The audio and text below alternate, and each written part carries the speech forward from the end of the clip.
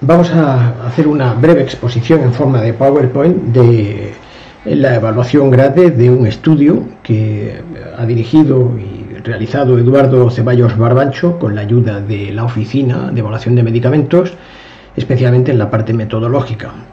En este momento la oficina pues está apoyada por el grupo Evalmed, que viene funcionando desde el año 2009. Bien, el estudio se titula Efectos tromboembólicos y hemorrágicos de edoxaban frente a dalteparina en pacientes con tromboembolismo venoso asociado a cáncer activo, y puede encontrarse muy fácilmente en la página web, en Evalmed,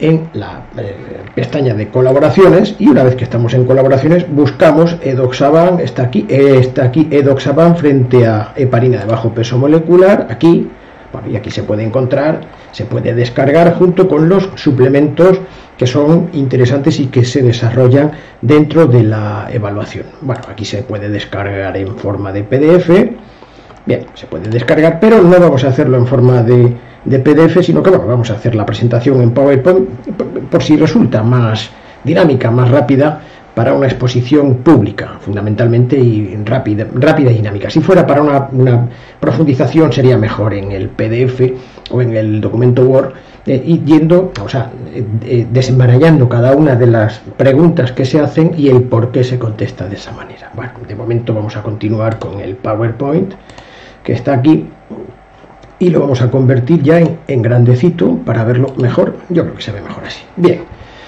bueno, vamos a ver. Lo primero es la introducción, que es la cantidad y la calidad del problema. Hemos resumido mucho la introducción, pero como hemos hecho una incorporación, vamos a destacarla sencillamente. Bien, en estudios que incluyen pacientes con cáncer y enfermedad tromboembólica venosa, parece que las heparinas de bajo peso molecular habían mostrado frente a los antagonistas de la vitamina K, muy específicamente a warfarina, porque en realidad de acenocumarol no había nada más que medio estudio. Repito, en estudios que incluyen pacientes con cáncer y enfermedad tromboembólica venosa, las heparinas de bajo peso molecular habían demostrado frente a los antagonistas de la vitamina K disminuir la tasa de recurrencias de eventos tromboembólicos con similar riesgo de sangrado, de hemorragia. Y por ello, las guías de práctica clínica, nosotros hemos visto cuatro guías de práctica clínica, recomiendan tratamiento con heparinas de bajo peso molecular en estos pacientes. Sin embargo, que esta es nuestra incorporación, la de Eduardo Ceballos y nosotros como oficina, a pesar de que estas guías hoy establecen como si fuera una recomendación fuerte, como si fuera indiscutible, que lo establecen como estándar de tratamiento a las heparinas de bajo peso molecular, ninguna de estas guías ha mostrado ningún dato que lo refrende, sino simplemente lo ponen como si fuera un artículo de fe, y en realidad yo en principio siempre lo creo. Lo que voy a ver es si eso se confirma o se refuta. Esa es la razón por la que nosotros, queremos colocar qué NNTs o NNDs son los que corresponden y que no nos han dicho las guías de práctica clínica que deberían decir. Deberían decir, porque tenemos que saber qué consistencia tiene esta aparente seguridad de las heparinas frente a los antagonistas de la vitamina K. Bueno, nosotros hemos hecho una búsqueda mediante un motor, no corresponde decirlo en esta breve presentación. Hicimos un motor de búsqueda y, como fruto, primero, de obtener 1100 aproximadamente referencias, que vamos mirando una por una y reduciendo a al pasar a ensayos clínicos salen 196 aproximadamente, y ahí es cuando vamos expurgando uno a uno hasta que obtenemos el rendimiento de 5 ensayos clínicos que comparan de verdad como ensayo clínico heparinas de bajo peso molecular frente a antagonistas de la vitamina K en pacientes que tienen ya tromboembolismo venoso asociado a cáncer. Bien. Bueno, pues al hacer el metaanálisis, y este metaanálisis está en la página web en el suplemento número 1, desarrollado de arriba abajo, pues hemos encontrado que no había diferencias estadísticamente significativas entre las heparinas de bajo peso molecular y los AVKs en la mortalidad por todas las causas. Tampoco había diferencia estadísticamente significativa en la hemorragia mayor. Lo vemos aquí porque, en 4 ensayos clínicos, en uno y en otro, que en 4 ensayos clínicos que se pueden aprovechar, con una cantidad de 925 personas participantes en la primera variable y 925 porque son los mismos en la segunda, los riesgos relativos atraviesan el 1 y el seguimiento acumulado en estos estudios es de 6 meses. En realidad es lo que se sabía más o menos hasta ahora. Bien. En trombosis venosa profunda solamente hay 2 ensayos clínicos que rinden datos sobre esta variable y con un índice de heterogeneidad y cuadrado de Higgins del 0%, es decir, heterogeneidad estadística la más baja posible, pues hemos obtenido que hay un beneficio respecto de la heparina de bajo peso molecular frente al AVK. El NNT en 6 meses de seguimiento es de 11, que va de 9 a 20. Vale, entonces, bueno, pues en principio este es un buen resultado, aunque no hemos podido calcular el coeficiente, el intervalo de predicción, porque el intervalo de predicción se puede calcular cuando hay de 2 en adelante, de 2 ensayos clínicos en adelante, y en este caso es que solamente hay 2, entonces no se puede, porque los grados de libertad son n-2, y naturalmente n-2 cuando el n es 0, cuando el n es 2 es 2 menos 2 igual a 0. Bien.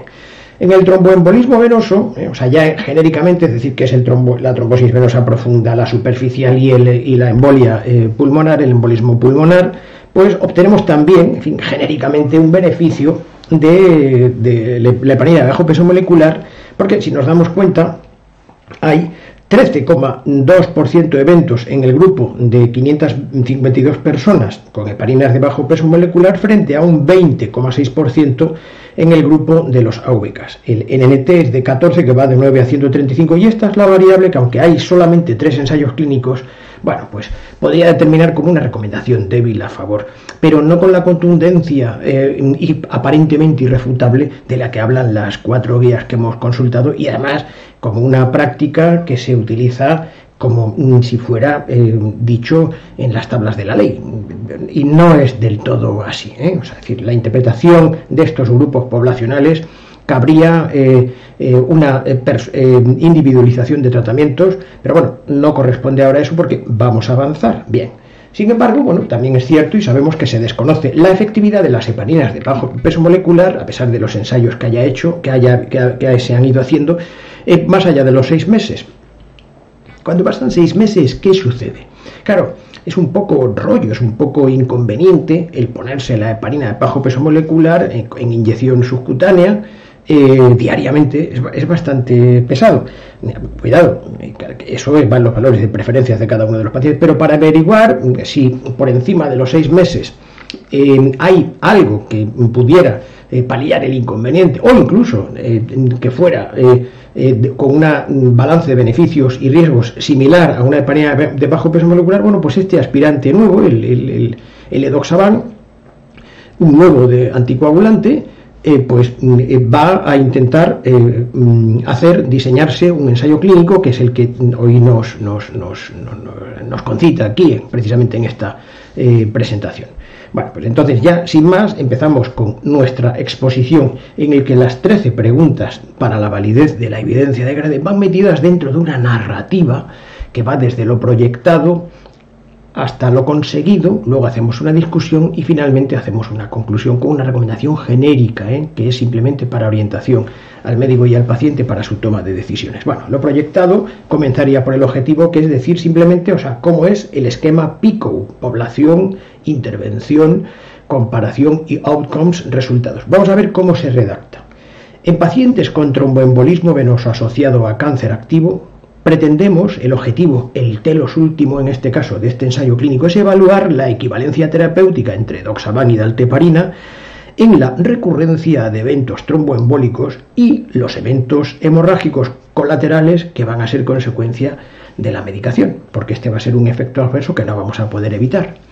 La duración programada, desgraciadamente, no tiene una hipótesis concreta y ha sido imposible encontrarla ni en el protocolo ni en el estudio, ni tampoco en el suplemento, ni en la página web de la agencia, mejor dicho, en el Trials.gov, porque no viene de ninguna manera explicitada y es imposible además calcularla, como luego lo veremos. Tiene también su importancia porque esto hará que disminuya, que rebaje un poquito la validez y la calidad de la evidencia. Tipo de estudio, bueno, decimos así rápidamente, es un ensayo clínico aleatorizado y el diseño es PROBE. PROBE quiere decir, en fin, son las siglas en inglés de que es un estudio prospectivo, randomized, aleatorizado, en el que está abierto, es abierto para pacientes a los que se les hace el tratamiento y a los médicos que hacen el seguimiento, es decir, que es abierto, pero que es enmascarado, cegado, para el comité de asignación de eventos. En este caso es un diseño de este tipo porque está cegado para los que asignan los eventos. Eso es buena cosa. Bien, es multicéntrico, mejor, se distribuyen más los factores de riesgo, con un diseño de no inferioridad para la variable principal, asumiendo, según el estudio de Prandoni, más o menos, que es de ahí de donde creemos que lo han sacado, aunque no lo explican de ninguna manera, asumiendo un 20% de primeros eventos en el grupo de dalteparina en un año, y para esto establecen un margen de no inferioridad. No hemos sido capaces de averiguar de dónde sacan, nos gustaría, tiene que tener alguna razón, no hemos sido capaces de encontrar por qué el criterio de no inferioridad es 1,5. Vamos a ver qué es lo que pone.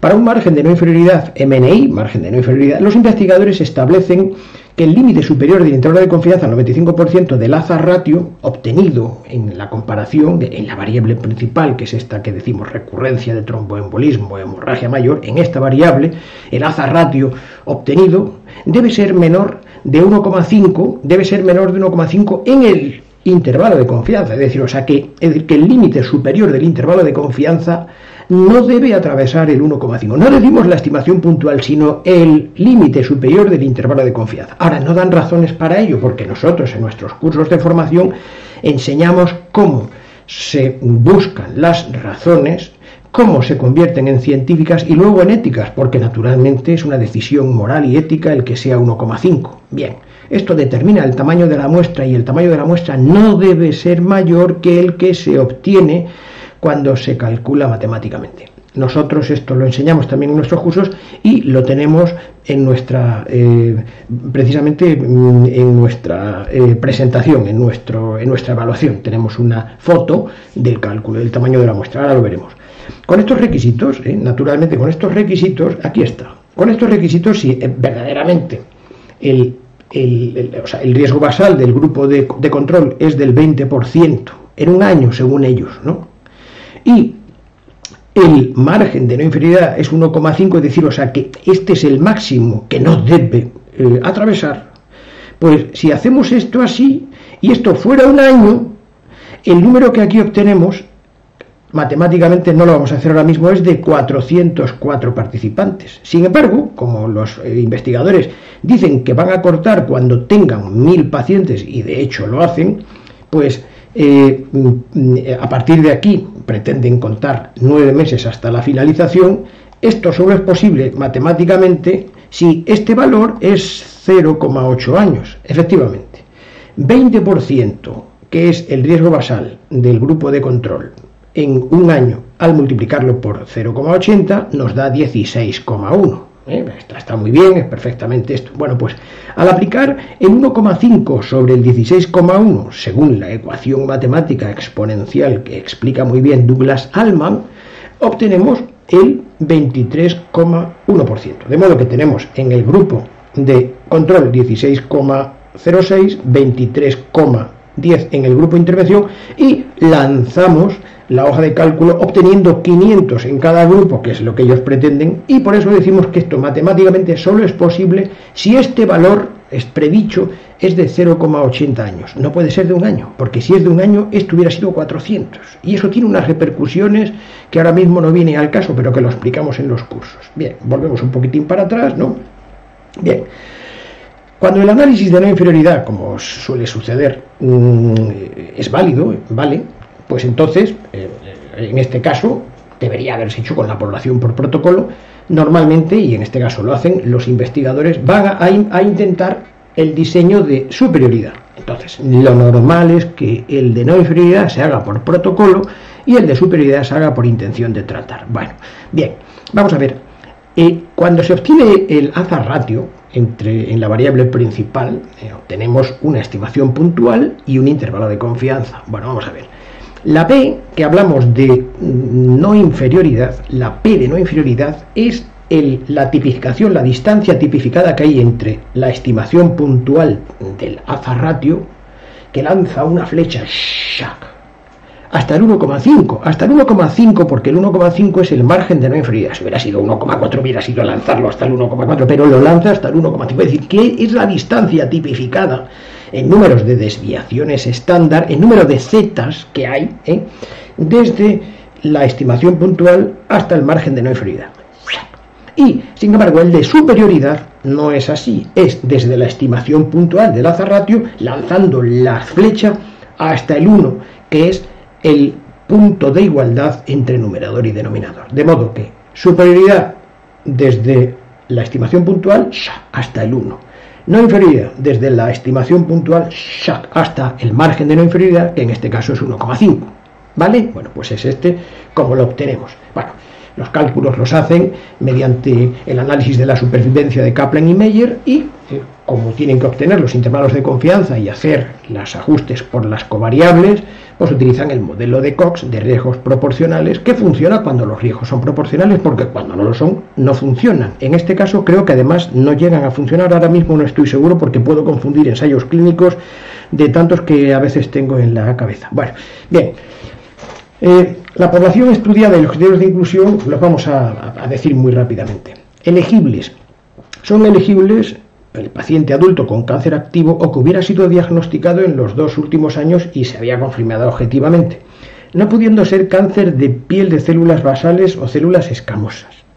El cáncer activo se definió como cáncer diagnosticado en los 6 últimos meses o cáncer recurrente o regionalmente avanzado o metastásico, o cáncer para el que se hubiera administrado un tratamiento en los 6 meses anteriores a la aleatorización, o cáncer hematológico que no hubiera estado en remisión completa. Esto es lo que ellos consideran y definen como cáncer activo. Hay que tener esto como criterio para la elegibilidad.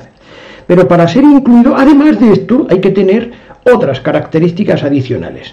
Además deben tener trombosis venosa profunda aguda, sintomática o incidentalmente detectada, afectando las venas poplitea femoral o ilíaca o la vena cava inferior, o embolia pulmonar sintomática aguda, confirmada mediante imágenes de diagnóstico, o embolia pulmonar detectada incidentalmente, así como por casualidad, con arterias pulmonares segmentarias o más proximales.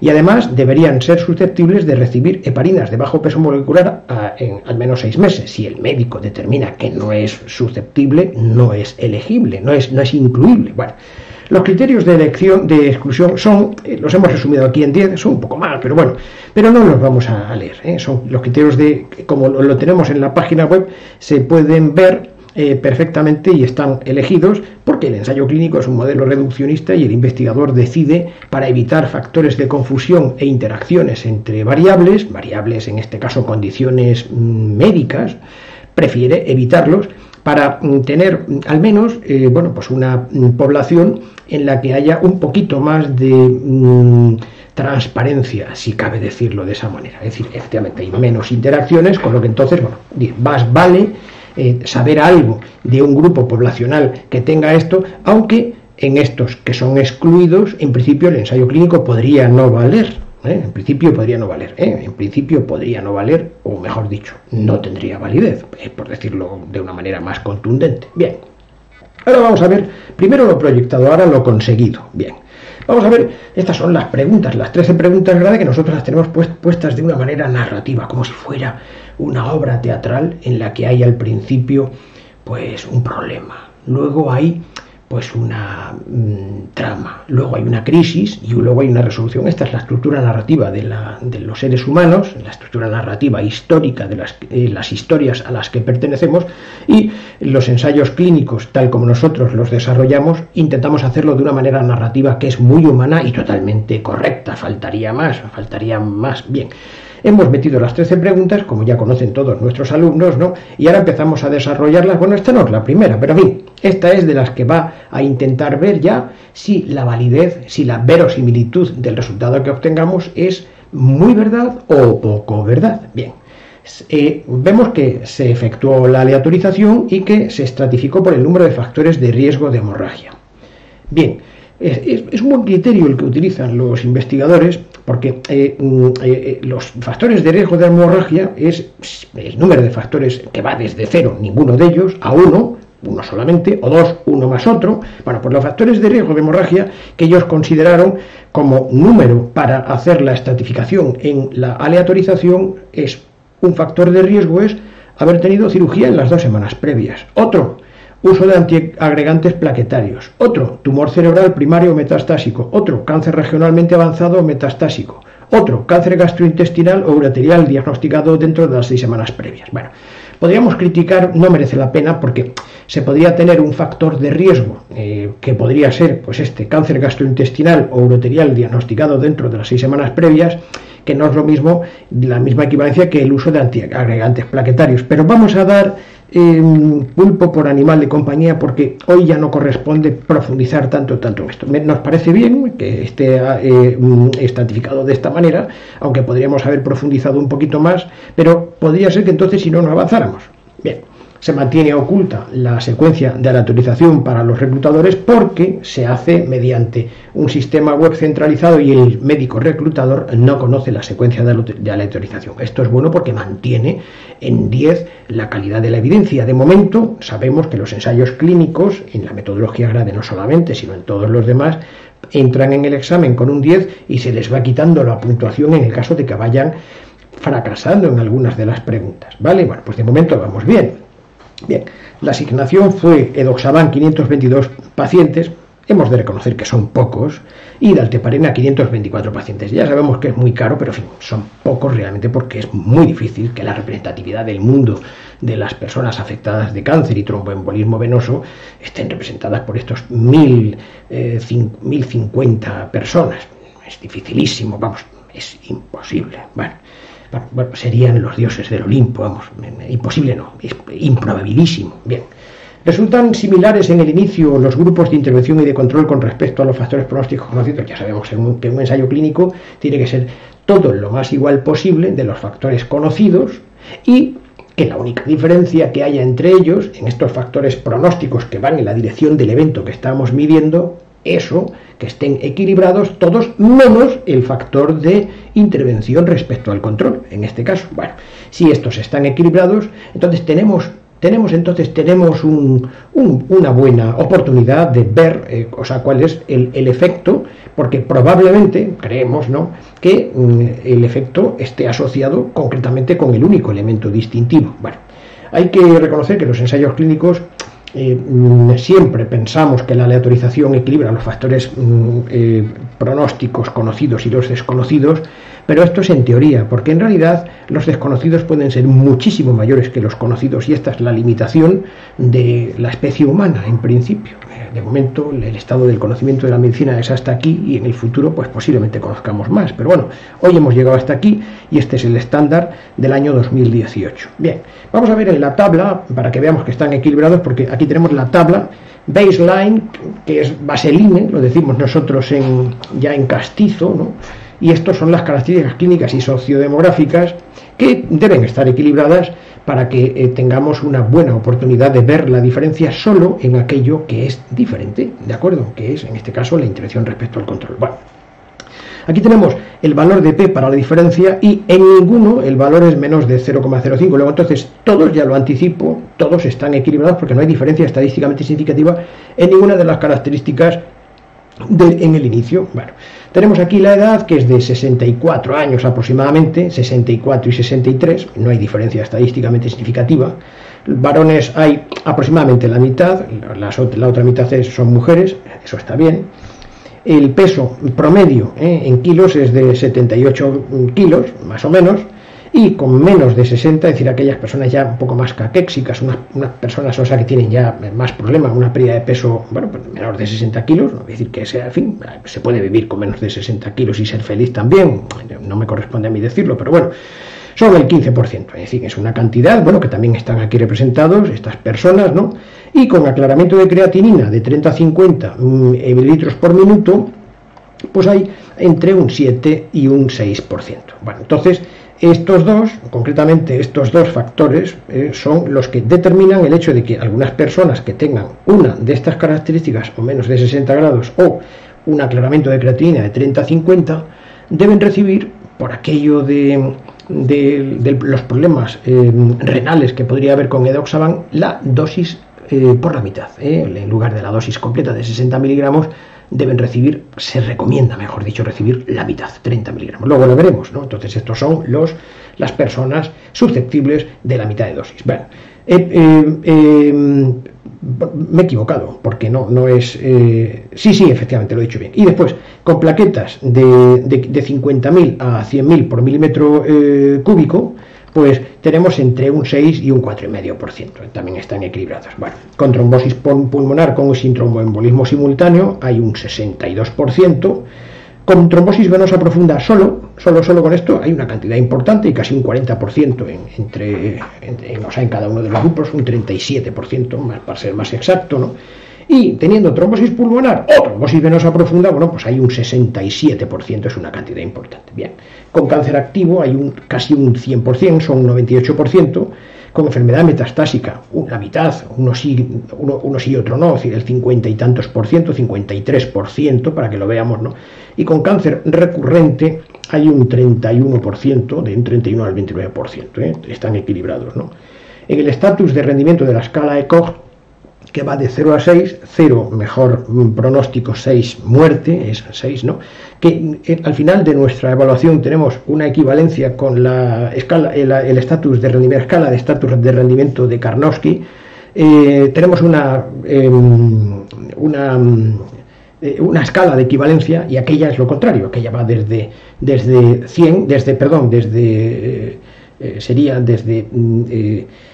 desde 100 arriba serían los más bonitos y en este caso 0 serían los más malitos. Pero bueno, en fin, hoy en día se utiliza esta ECOG, esta asociación americana, y entonces, bueno, pues es la que nos proporcionan los investigadores, pero podríamos transformarla perfectamente en Karnofsky. Bien, bueno, pues vamos a ver que aquí tenemos, bueno, pues hasta una escala de rendimiento, un estatus de rendimiento de 2, es buena señal, es decir, que aquí no hay por encima de 3, por término medio, porque era uno de los requisitos de que no estuvieran malitos, ¿vale? Bien. Con el número de factores de riesgo, bueno, pues con 0 hay un 17%, con 1 hay un 30%, con 2 un 30% y el resto, con más de 3 números de factores de riesgo de hemorragia, en este caso de hemorragia, no sé si lo había dicho bien, ¿no? Pues tenemos entre un 20 y un 23% y no hay diferencia estadísticamente significativa. En cuanto al número a los tumores, prácticamente el 90% son tumores sólidos y los tumores hematológicos son el 10% restante. Los tumores sólidos, bueno, pues hay una colección, valga la palabra que digo colección, que, bueno, naturalmente esta es una de las limitaciones porque aquí, bueno, pues los que han entrado con este pequeño número, bueno, pues son los que están representados, pero en fin, pues pensar que la especie humana son estos los que tienen como representación, pues no sería tampoco creíble, ¿no? Pero en fin, hay una buena representación que van de más a menos. Tenemos el colorectal con un 16%, el de pulmón un 15%, están equilibrados, el genitourinario, mama, páncreas o hepatobiliar, ginecológico, tracto digestivo, otros, y aquí de abajo ya los hematológicos. Entonces, a la pregunta, ¿están equilibrados? Además, hemos sido muy exhaustivos, un poco prolijos, además, ¿no?, de que están equilibrados, y hemos hecho una descripción del tipo de paciente, porque creo que es importante para la clínica conocer el tipo, el prototipo. Perdón que diga prototipo, sería una especie como de inducción de categorial, pero bueno, el prototipo no es exactamente todo el paciente, sino que, bueno, que hemos visto el prototipo y hay que saber interpretar que el prototipo es el más representativo, pero los hay a la izquierda y a la derecha un poco más bonitos y otros un poquito más malitos, lógicamente. Bien, bueno, volvemos atrás, ¿no?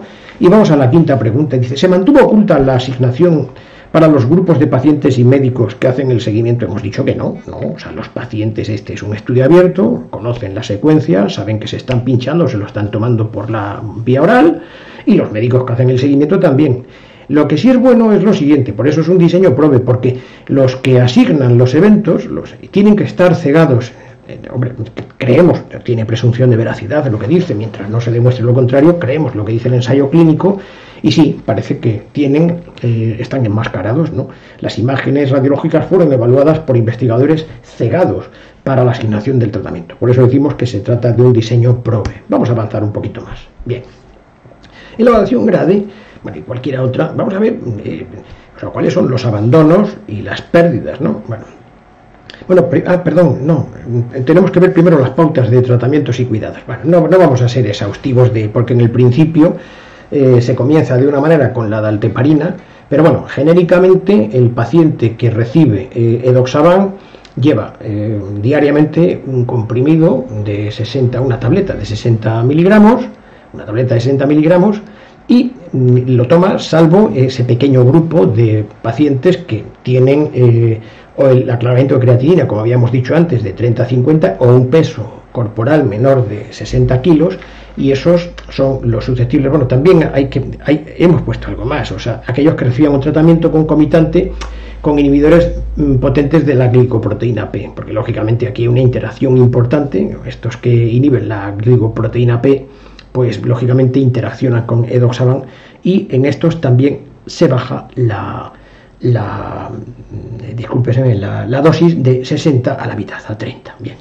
Dalteparina, no voy a contarlo del principio porque además es una secuencia bastante conocida hasta el día 30. A partir del día 31 pues son 150 unidades internacionales por kilo de peso una vez al día, y así se sigue. Bueno, si el recuento de plaquetas disminuía a menos de 100.000 por milímetro cúbico durante el tratamiento, la dosis se reducía temporalmente a criterio del médico. Eso lo hacen muy bien los médicos porque están muy acostumbrados. Bien.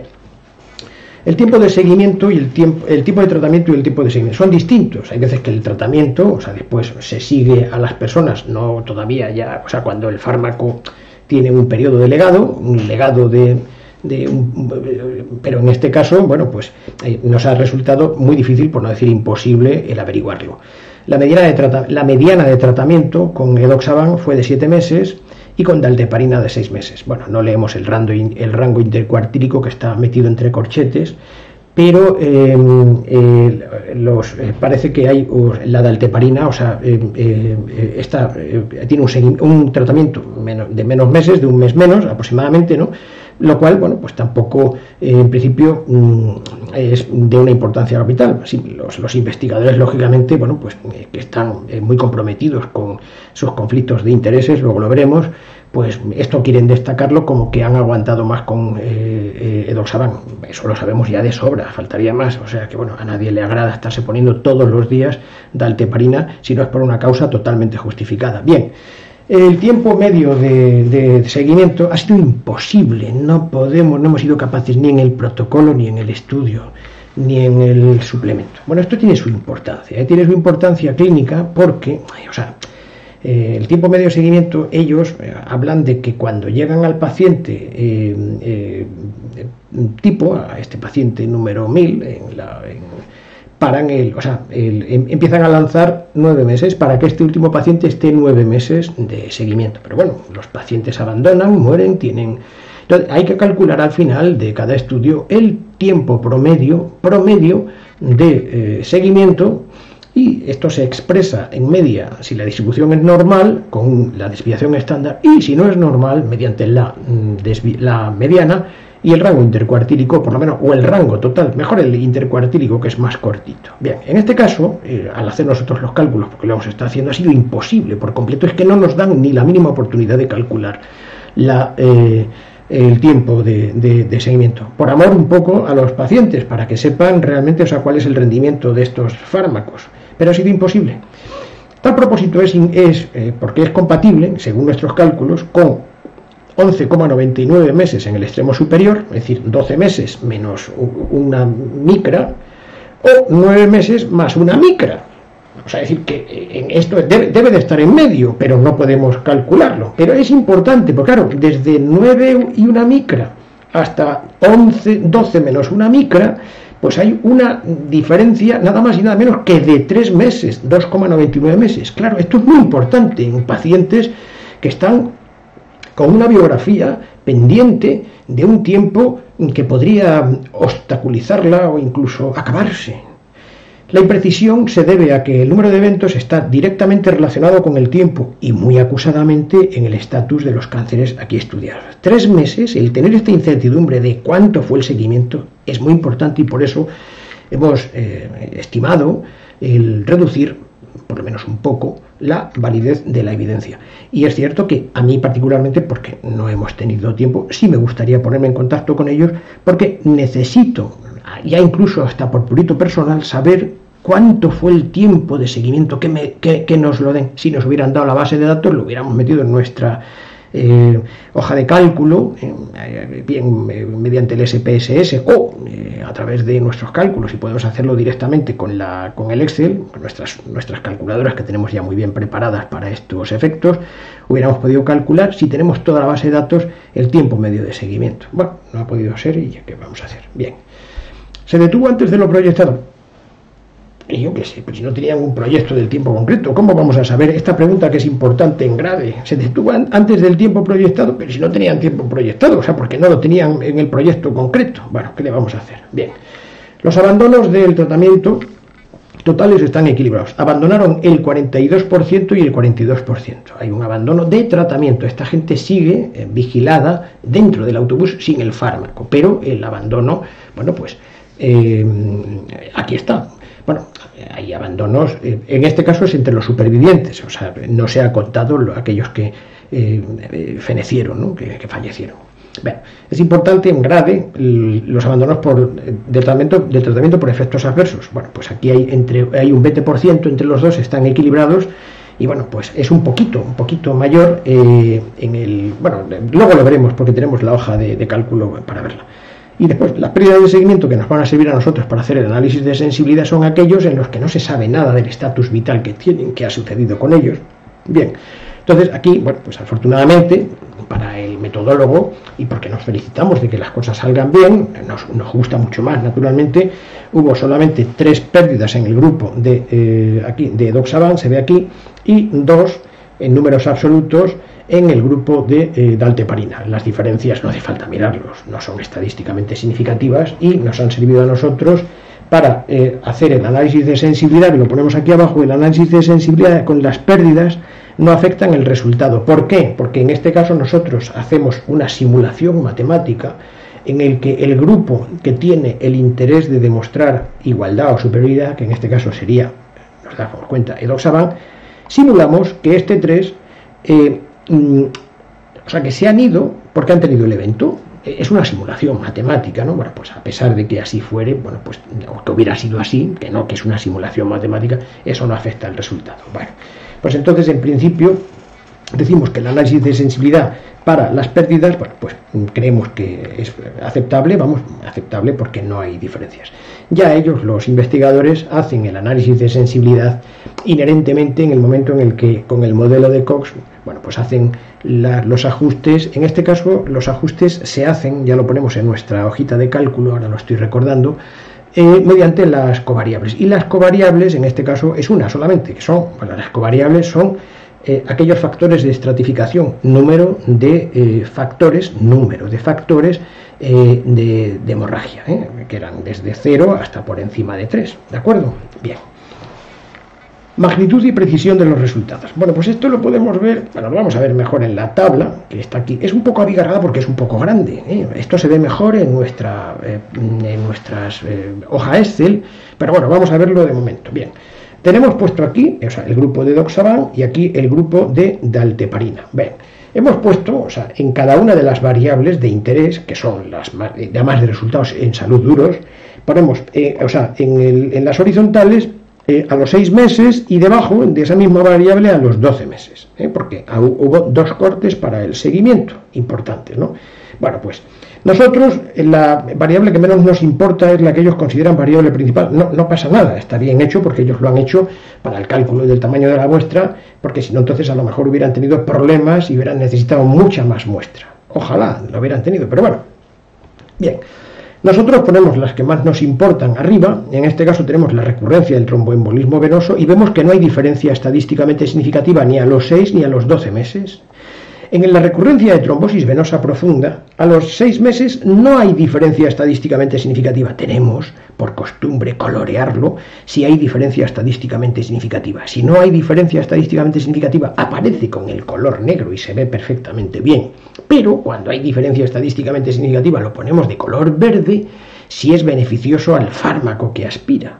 y de color rojo si es contrario al fármaco que aspira, ¿de acuerdo? Bien, entonces en este caso se ve perfectamente que en la recurrencia de tromboembolismo venoso hay una diferencia estadísticamente significativa a favor de edoxaban, porque hay 3,80 eventos por año y aquí hay más con el dalteparina, 6,68. Esta diferencia es estadísticamente significativa. Bien.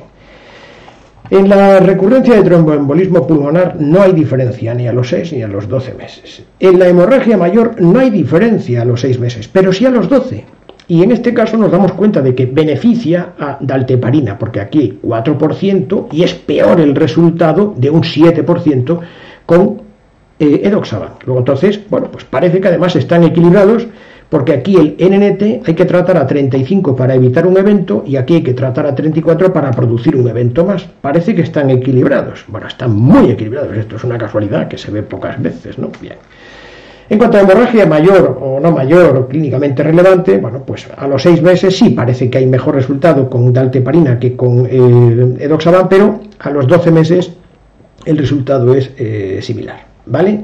Bien, cuando hablamos de la hemorragia no mayor, pero clínicamente relevante, sí que también importa, porque esto dificulta la calidad de vida, el tener esta hemorragia. Bueno, pues hay mejor resultado en todos los casos a los 6, y es diferencia estadísticamente significativa a favor de dalteparina. Por ejemplo, nos damos cuenta de que a los 12 meses hay 19% aquí y aquí hay un 14%. Esta diferencia es estadísticamente significativa y sucede en 1 de cada 20, ¿no? Bueno, pues en fin, bien.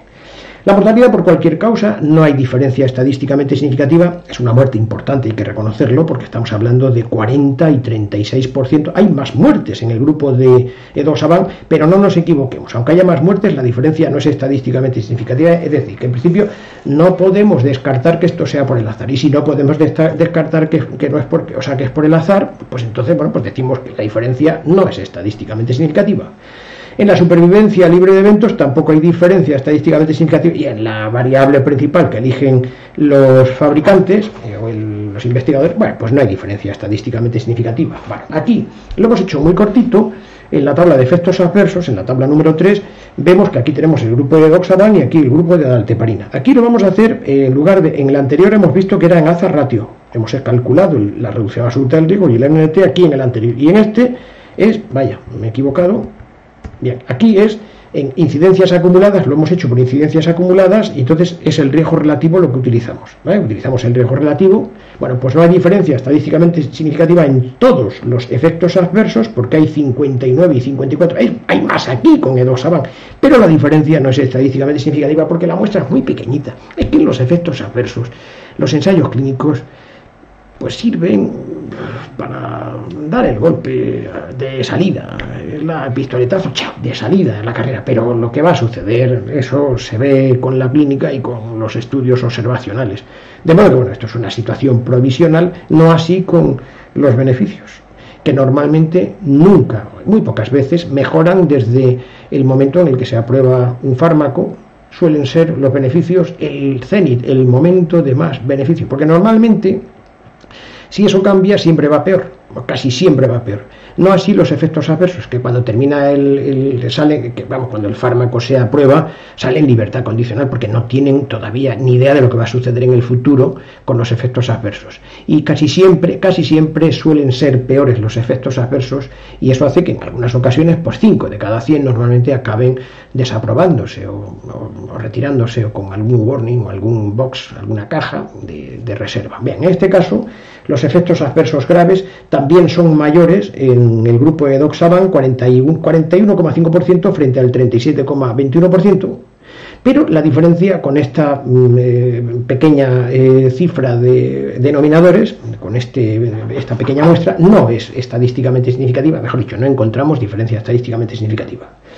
Tampoco con los relacionados con el fármaco, los efectos adversos relacionados con el fármaco, hay una diferencia como de un 3,5%, 22 y 19, hay un poquito más, pero no es estadísticamente significativa.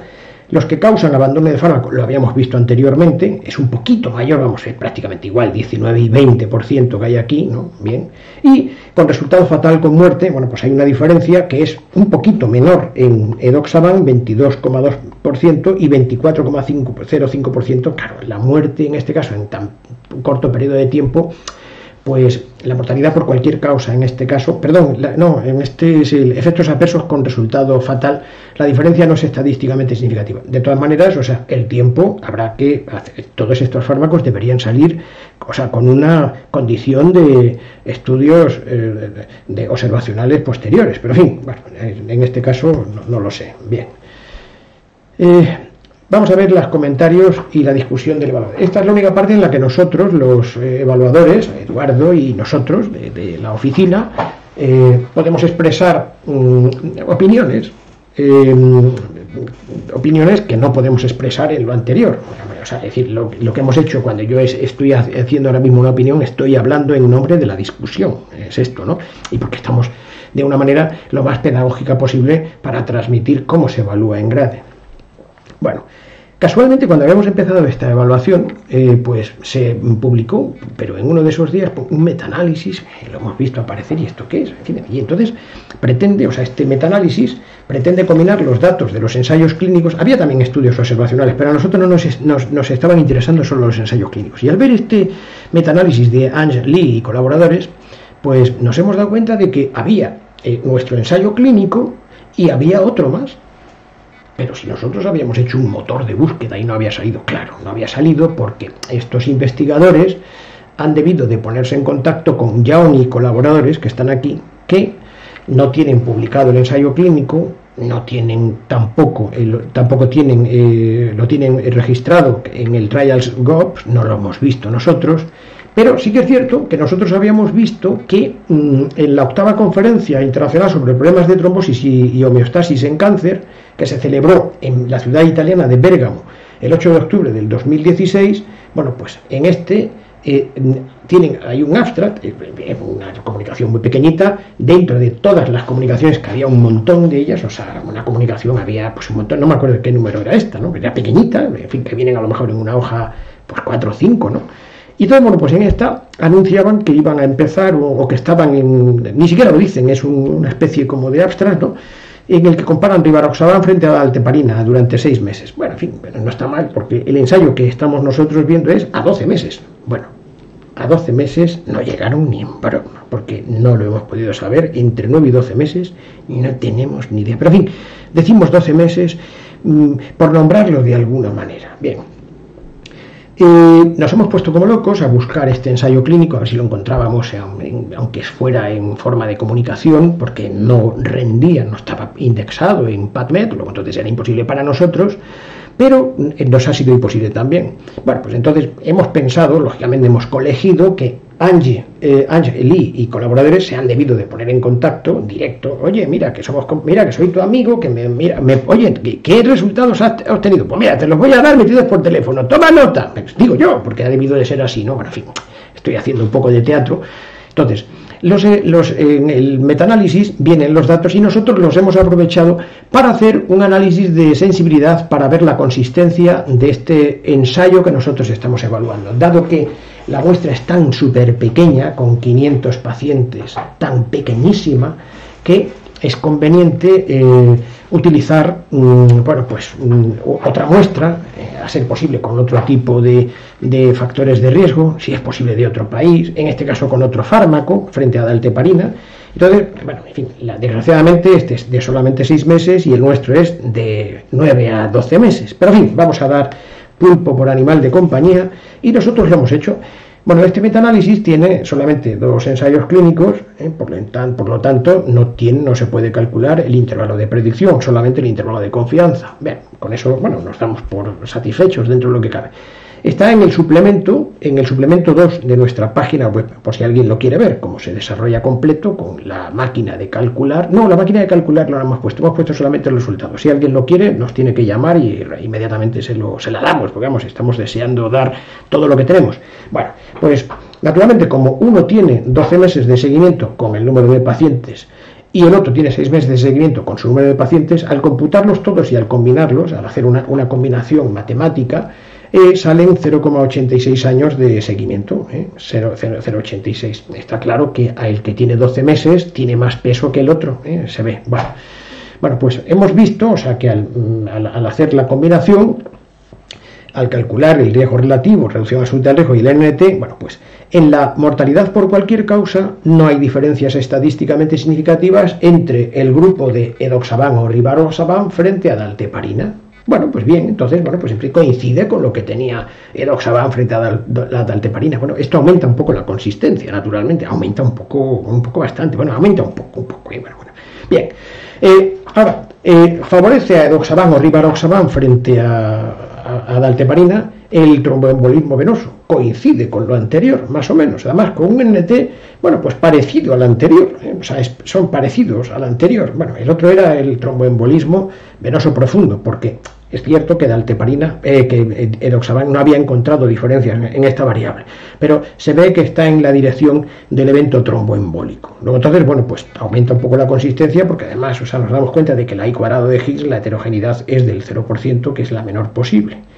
Y favorece a dalteparina, pues obtenemos un resultado muy parecido al anterior, también al de edoxaban frente a dalteparina. Cuando es edoxaban o rivaroxaban frente a dalteparina, pues dalteparina sale mejor parada. ¿Por qué? Pues porque tiene menos hemorragias mayores, es decir, con dalteparina hay 4,32% en este periodo de 0,86 años y 7,53% con estos dos, edoxaban o con la combinación de uno de esos dos. Bien, la I cuadrado de Higgins es 0, entonces nosotros colegimos que aumenta la consistencia y lo utilizamos solamente como un análisis o como un reforzamiento un refuerzo de la consistencia, vaya, que mal lo había dicho. Bien. Conflicto de intereses. Los conflictos de intereses son enormes. Raskov, el investigador principal, ha recibido pagos de Daiichi Sankyo, que es el patrocinador, y 10 laboratorios más, viene en la página web. Hay investigadores que son empleados de Daiichi y Sankyo, son 4, Grosso, Mercury, Shi y Zhang. No está mal, ¿eh? O sea, que forman parte del equipo investigador. Esto es inaceptable, en realidad, pero bueno. Hay 12 investigadores que han recibido pagos de Daiichi Sankyo y de otros laboratorios más, que son estos que no quiero leer aquí, ¿no? Y los únicos que no habían recibido pagos de Daiichi son Banks y Meyer. Bueno, Meyer es con Y, ¿vale? Que también tiene un estudio de los que nosotros hemos analizado previamente. Bien, pero este último, Meyer, ha recibido pagos de otros laboratorios, poco, pero bueno, estos son los que han recibido menos. Y Wans es el único que ha recibido solamente pagos, o sea, para viajar por el comité de evaluación, nada más. Bien. Ahora, esto también es un poco inaceptable, que Daiichi Sankyo fue corresponsable en el diseño, protocolo y supervisión del estudio. Y también fue responsable de la recolección y mantenimiento de los datos. Esta parte para mí es desde luego la más preocupante, la que menos me gusta, naturalmente, que sean responsables de recolectar los datos y de mantenerlos. O sea, que los están teniendo, los ven, eso no es lo más ético, sinceramente. Y también hizo los análisis estadísticos, dice que en colaboración con el comité de redacción. Supongo que los hizo completos y después se los mostraría al comité de redacción, pues porque es absurdo que nos pusiéramos todos juntos a hacerlos con la maquinita. Creo que no, o sea, que yo lo interpreto así, porque yo también los hago, de modo que al hacerlos, o sea, sé que se hacen en soledad y luego se comparten. Bien. En cuanto al checklist de las 13 preguntas, haciendo un rápido checklist para ver la calidad de la evidencia, ¿no? Sería, bueno, pregunta clara, precisa, con identificación de la población, intervención, control y resultados, el pico, que van a medirse, sí, es pregunta, sí, bien. ¿Se efectúa una aleatorización correcta? Sí, estratificada por el número de factores de riesgo de hemorragia, que lo recordamos que lo hemos dicho antes. ¿Se ocultó la secuencia de aleatorización a los reclutadores? Sí. ¿Los factores pronósticos estaban equilibrados en el inicio y en la implementación? Sí, lo estaban. ¿La asignación oculta para los pacientes y los médicos que hacen el seguimiento? No y no, porque era abierto. Los médicos y los pacientes lo saben. Hay que bajar un poquito la calidad, hay que bajar la validez, ¿vale? Y para los que asignan los eventos y los que obtienen los datos de laboratorio, sí, era PROVE. ¿Es completo el seguimiento, no deteniéndose antes de los proyectados? Si no tenían proyecto, entonces no podemos decirlo. No tenían un proyecto de tiempo concreto. Vamos a bajar un poquito por esto. ¿Se tienen en cuenta los abandonos y las pérdidas para análisis de sensibilidad? Sí, se tienen en cuenta y nosotros hemos calculado con las pérdidas y no afecta el resultado. Se hacen los cálculos por intención de tratar y por protocolo, se informan de las dos maneras. Bueno, en fin, vale, sí, se informan de las dos maneras, no nos vamos a entretener. Y los resultados son consistentes después del análisis de sensibilidad, ya lo hemos dicho antes que sí. Bien, el sistema grade, o sea, como hemos bajado por aquí, por este de aquí y por este de aquí, alguna cosa más de las que hemos dicho, lo vamos ahora mismo a decir. Decimos que la calidad de la evidencia la vamos a bajar de alta, le hemos quitado 2 medios puntos. Vamos a bajar, hemos sido muy generosos porque es un poquito menor la calidad de la evidencia, no llega a moderada, pero bueno, la bajada está más cerca de moderada y es que no hay puntos intermedios ahí entre, lo vamos a dejar así, ¿no? Bien, para las variables que han elegido ellos, no sería para una revisión grave, pero para las variables de beneficios estudiadas en este ensayo clínico y para los efectos adversos, la calidad de la evidencia es moderada, un poquitín menor que moderada, no llega a moderada. Bien, justificamos esta rebaja por lo siguiente. Primero, es un diseño probe, está puesto aquí, ¿no? Siempre hay que justificarlo, si no, eso son brindis al sol, es una disensión especulativa. Bien, no tenían un proyecto de tiempo medio de seguimiento concreto, con lo que no tienen expectativa concreta del número de eventos, pues su número está directamente relacionado con el tiempo y muy acusadamente en el estatus de los cánceres que están aquí estudiados. 3. La muestra es pequeña como para representar a la población de pacientes con cáncer. También entre las limitaciones, es lo único que ellos dicen, ¿no?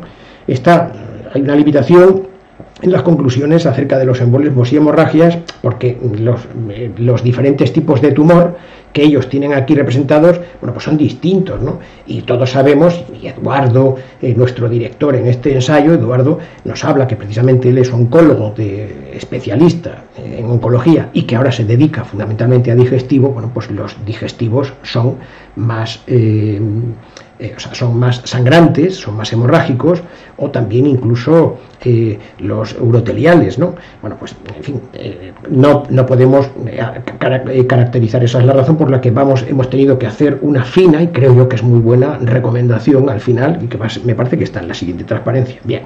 Y después, bueno, pues es increíble la cantidad de riesgos, de sesgos motivados por los conflictos de intereses, ¿no?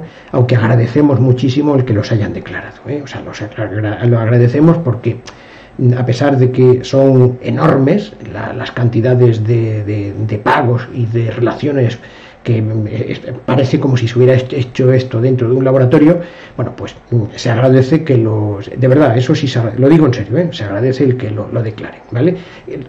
Son riesgos de sesgos, no dice que no hemos dicho que lo tengan, o sea, que son posibles riesgos de sesgos, naturalmente motivados por el conflicto de intereses, ¿no? Bien. Ahora las conclusiones y recomendaciones vamos a decirlas porque hemos hecho una recomendación de ingeniería, ¿no? Y además creemos que está muy correctamente hecha.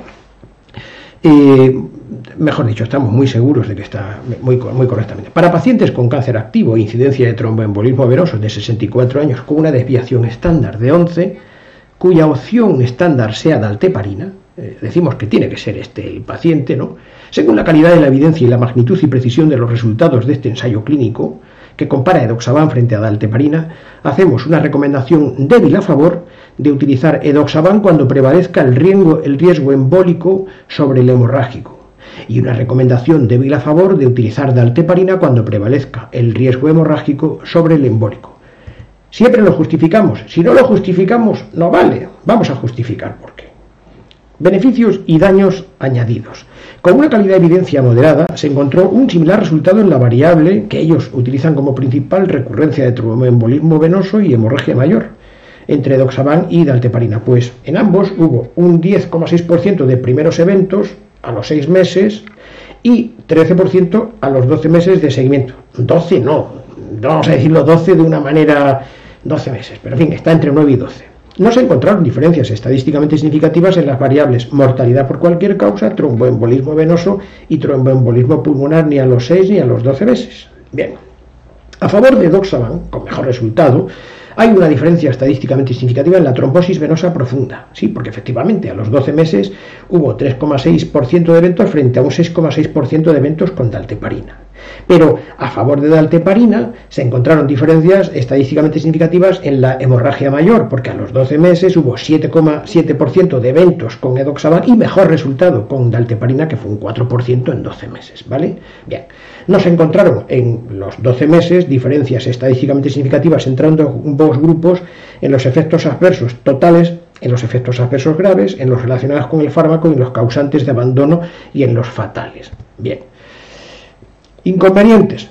Netamente son mayores los inconvenientes de administrarse una inyección subcutánea cada día de dalteparina que tomarse una tableta cada día de edoxaban. Bueno, que en este caso, bueno, pues hay que reconocer que esto es así. Y en cuanto a los costes, bueno, pues son mayores los costes en un año de tratamiento con dalteparina, porque cuesta, precio de venta al público, 3.559 euros, frente a los 1.060 que costaría el edoxaban durante un año en las dosis de este ensayo clínico. Y sin decir nada más, aquí lo damos por terminado. Gracias.